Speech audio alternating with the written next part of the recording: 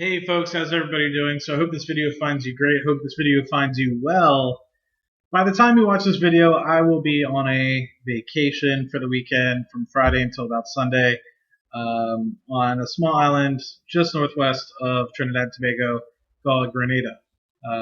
Haven't really necessarily taken a quote-unquote vacation where I've been able to unload since I believe it was June or early July when I took a weekend vacation to Cancun, and that was a blast as well. So I'm hoping I can take a little bit of time off, take 2 or 3 days for myself. Really been trying to relax the past couple of days, in the past couple of weeks since I've been down here. The work's starting to pick back up again, and I promised myself by the end of the year I would hit 10 different countries, of which I'm at 5 currently. So I'm not going to go through which ones I have been to, which ones I have not, but Grenada is on the list, St. Lucia, Barbados are on the list, all to visit before the end of the year. So hopefully I'll be able to knock those 3 out in the next couple of months, and I need to find 2 or 3 others so that I can hit my 10 countries overall by the end of this year goal. So getting back to the actual video, and before I get into it, if you haven't watched this channel before, I generally talk about dividend investing, dividend growth investing, and my portfolio progress. And so currently I'm managing about $300,000 to $350,000 on my own money, nobody else's money. And what I do is I generally walk through how I break down my portfolio, maybe a little bit about my analysis. And so if you're interested in these sort of things, don't forget to like and subscribe to the channel. So some of you in the past have seen my stock portfolio spreadsheet that I created, which is massive, has so many different ways to analyze and break down the stocks and what I'm doing, and whether it's different sectors worth of income or how much value I have in a particular sector. And one thing that gets somewhat unwieldy about that is because I own a decent amount of different positions. And as you guys know, if I were to go to this portfolio tab, I have multiple different accounts as well. And that just happens because, I have Roth IRAs, which are tax advantaged. I have brokerage accounts, which aren't. And I have, other things like Fundrise and M1 Finance, just because I'm trying to diversify and test out different things. And so that ends up being a bunch of different accounts that I need to check. Now, I'm not able to automate every single one of those things. Like, I can't connect this to Fundrise, and I can't connect this to like Cardone Capital or anything like that. But the thing that is beautiful about this spreadsheet, which I created in iCloud numbers, is I'm able to connect anything that is on the New York Stock Exchange to this spreadsheet. And what I mean by that is if it raises the dividend, if it changes the share price, if the price target changes based off of what's on the New York Stock Exchange, what the analysts have, it changes in this spreadsheet. Now, a little example is a couple days ago, I think it was like 2-3 days ago, Philip Morris announced that they were raising their quarterly dividend from $1.14 to $1.17. Now, that might not seem a lot, but it's 3 cents a share, and it happens 4 times a year. So it's 12 cents a share per year, which is pretty cool. And I technically own about 65 shares, maybe a little bit more, maybe a little bit less. Let's just double check. Yeah, so I have currently about 65 shares or so. So when you break that down, 12 cents a year, 65 shares or whatever, ends up being like, I don't know. I'm not very good with quick math, but let's just say like $8 to $10. So when I went to bed the other night, this was still in the 10,600 range. Not in the low 10,600 range, but more in the 10,690-ish range. But when I woke up either yesterday or this morning, well, I actually checked it this morning, this was at 10,700. And I personally did not have to go in and change this dividend number. So that means that because this spreadsheet is live and always working, and it's connected through iCloud numbers, it is going to automatically update. And so what you can see is, if you just look in this little box here, I have it connected to stock A5, which means BlackRock in this particular case, and 20, which is basically saying what's the annual dividend. And so if that annual dividend changes, it's going to change. Now the nice thing about this is is before I had to change every single number, which was kind of cool, being able to see from Seeking Alpha a different avenue that a company raised its dividend, and that would make me have to go to my spreadsheet and go in here and say it went from $12.90 annually to $13.20. That makes me feel good, right? I mean, that is fun for me, and it was fun for me for a while. But it got to the point where there's so many stock positions, and I would have to do this for all the dividends and also for the actual price itself. Eliminating that allows me to actually concentrate on what I like to do more, which is investing the money. While I like to keep track of all this stuff, what I think I enjoy more is making sure that I invest the money and I invest it appropriately. And so not having to manipulate these numbers automatically, or not having to manipulate these numbers manually, means that I can concentrate more on getting the money into the positions that I want and increasing this number.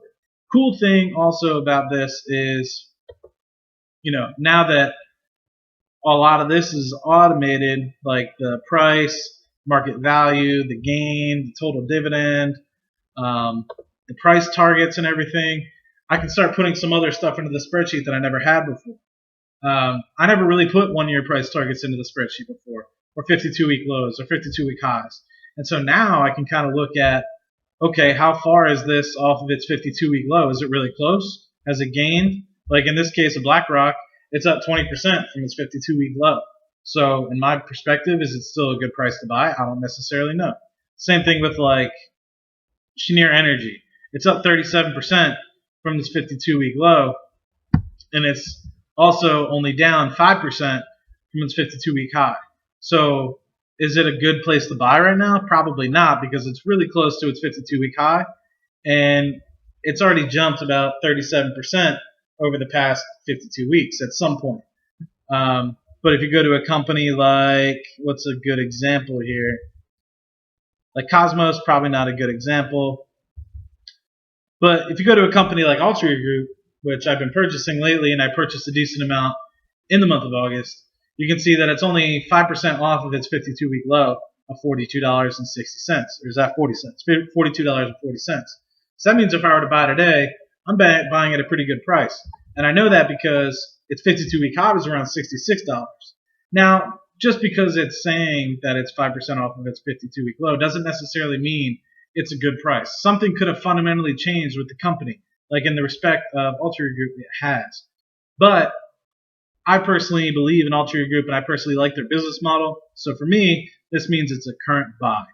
Not necessarily saying that you should be buying, but if you're into sin stocks and you really like what the company is projecting going forward, and you like the merger talks that are going on with Altria Group and Philip Morris, might be a good time to purchase some.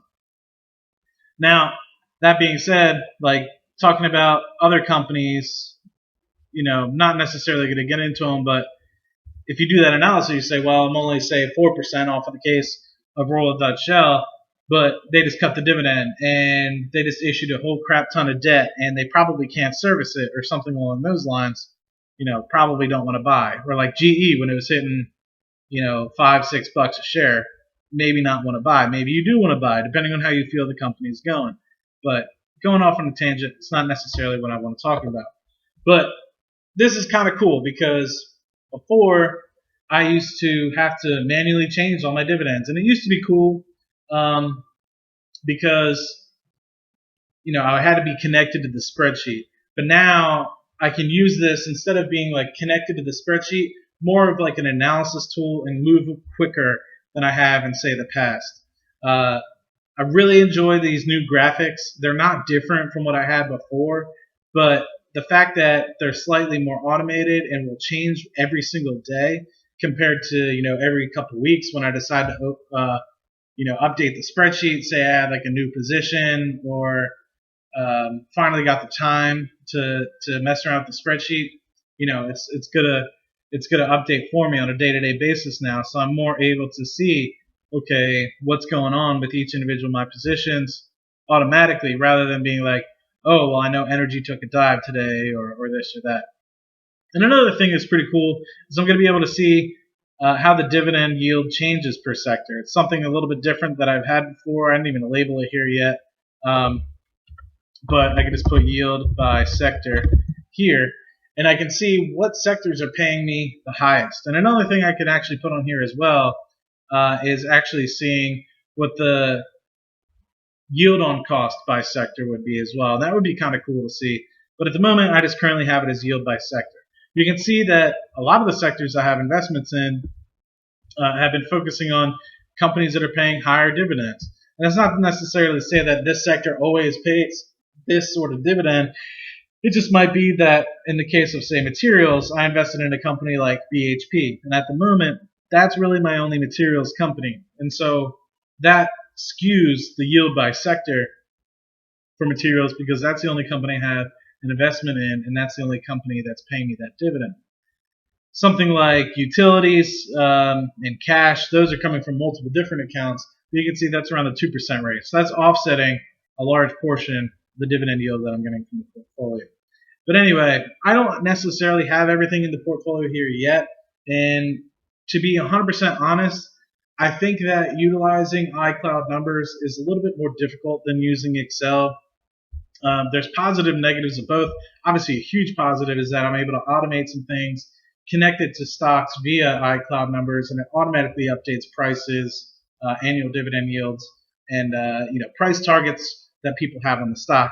But a thing that I dislike is that every single table in here, for like my individual brokerage account, my Roth IRA, they all have their own name. So I can't just say, like you can in Excel, go to say portfolio and tab K, 56. It has to be YouTube Moolah table cell D2 or D3, and that might be cool, and it might be easy if you're able to keep track of all your table names. But for me, it's just almost easier to hit the equals button, go to the tab I need to, and hit the cell. So in that respect, took a little bit of time to get this up and running, and I'm not fully done yet, right? So I still have to do like the months in which I believe each dividend is going to pay me, and that'll be fun as well because that'll automatically be updated as well. And it was somewhat automated in the previous spreadsheet, but this just makes it a little bit easier. And also have to do the monthly income chart and have what amount I'm supposed to be getting paid every month. And so in the moment, I'm currently between the two spreadsheets. The spreadsheet that you're familiar with, which is this spreadsheet with, kind of lame Excel, not very well formatted sort of material. And then you go to this, clean looking portfolio, which is slightly harder to use, but is automated. So in the long term, especially if I continue to utilize this, it will be beneficial for me to utilize iCloud numbers. Now, this is something I definitely want to share if I'm able to do so. So I'm going to try to figure out a way to share this with you guys and the rest of my team to be able to, see if you can utilize this for your portfolios and help you as well. The nice thing about this that I don't believe is also available for Excel, unless I say you're using like Excel 365, but at the moment I'm not, for my personal use at least, you can use this on your mobile device. So say you're curious or you see a stock come up, you're looking through Fidelity or Charles Schwab or just stocks on a stock app on your phone, whether it's Android or iPhone, and you're saying, wow, let's say 3M really jumped today. Really wish I had bought it. But it looks like Johnson & Johnson is down by, say, 5%, and it's almost near its 52-week low. Maybe I should purchase some. What's my healthcare diversification looking like these days? Is it really low? Am I close to 10% of my portfolio being in healthcare? Do I want that to be closer to 15%? Healthcare is really hot right now, or healthcare is really down, so I should really buy. So by the time it actually expands or gets back normal with the rest of the market, it grows huge, or whatever you're thinking or whatever your due diligence is showing you, that's something you can then look at on your phone because it's connected to iCloud. You can pull it up, say, on your Apple device, or still don't necessarily know if you can pull it up on your Android device, but I assume that you can get iCloud on an Android device as well. and therefore you can access iCloud numbers. Now, I am pretty excited about this tool. I still don't necessarily know if I've come to a full understanding as to what it's capable of, and so with respect to that, I'm still somewhat hesitant to get too excited, but I'm assuming you can hear from my voice. I'm pretty excited about this, and I'm really excited if I'm going to be able to share this with you guys in the upcoming future. But very close in terms of where I'm at with the portfolio, getting away from the spreadsheet, getting really close to $350,000 in the portfolio. Really excited about that. Really wish I'm quite a bit behind what a goal I set for myself when I was like 23, 24. But man, I'm farther than I think most people think you would get by the time. Anyway, don't want to get too much into that, but almost $900 a month in the portfolio, 10,700 annual income at the moment. Really getting close to that 2020 goal of $1,000 a month. I need to change that goal. I think it's too achievable. I didn't think it would be, but I've just been plowing money into this portfolio, and really starting to see the effects of it. Whether it was M1 Finance, Cardinal Capital, really just keep plowing money and saving, and really starting to see the results. Purchasing stocks at really good prices. One thing I believe as a caveat to all what I've been talking about is I've noticed my dividend yielding creeping up from the low 4% range to almost just under 5%. So that's somewhat concerning to me. I know I've been taking advantage of companies that have been decreasing in prices, like Johnson & Johnson and 3M, but at the same time, I might be chasing yield in companies like midstream partner companies or Altria Group. Not necessarily Altria Group is a bad position to own, but maybe I'm getting too aggressive with that, and maybe I should be sticking with things that are slightly safer investments. Not saying that none of those are safe investments, but anyway, I think I personally, as I get older and I get more portfolio yield or more total portfolio income, I wouldn't mind seeing that percentage go down, because I believe the safe spot for dividend yield is between 2 to 3%. Obviously, I'd want to own some shares that don't pay any dividends, like Google, and then there are some companies that I believe will be paying 5-6%. So I believe them offsetting each other should be in a very safe place, probably more so between 2.5 to 3.5% rather than 2 to 3%. But anyway. Really hope you guys enjoyed this video. If you did, please drop a like, comment, and subscribe to the channel. It means a lot to me.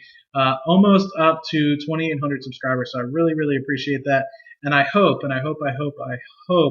this video continues to inspire you to change your financial mindset and what you are doing. And if you're interested or want me to add a feature to this iCloud numbers workbook, let me know in the comment section down below. I'll see what I can do. I'm new to iCloud numbers, but I'm pretty excited about it. So thanks, guys. I will see you on the next video. Have a great weekend.